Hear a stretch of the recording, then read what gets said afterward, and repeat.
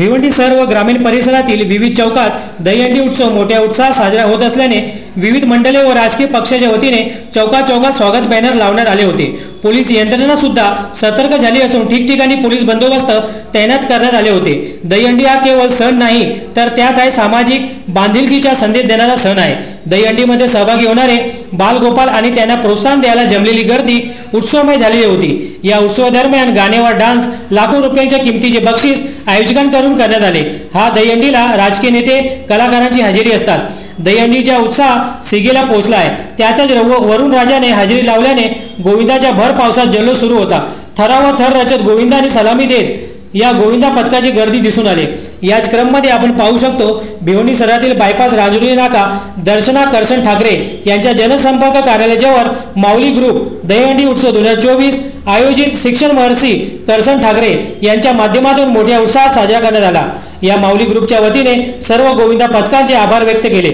यावेळी विविध संस्थेचे पदाधिकारी, विविध राजकीय पदाधिकारी, मान्यवर नेते मंचावर उपस्थित होऊन गोविंदा पथकांचे पुष्पगुच्छ व सन्मानचिन्ह देऊन सत्कार करण्यात आले आणि सर्वांना दहीहंडीच्या हार्दिक शुभेच्छा दिले।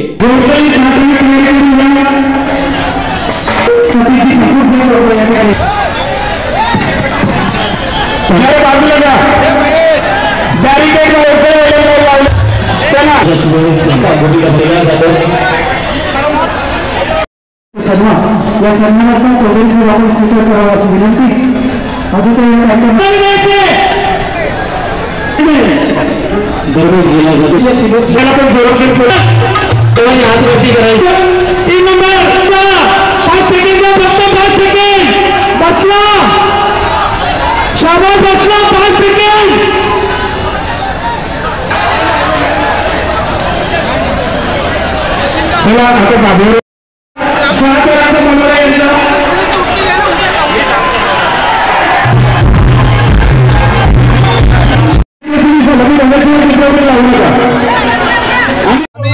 पहिल्याच वर्षी आमच्या माऊली ग्रुपचा आम्ही यंदा पहिल्या वर्षासाठी 9 जणांसाठी 5,55,000 पारितोषिक लावलेलं आहे।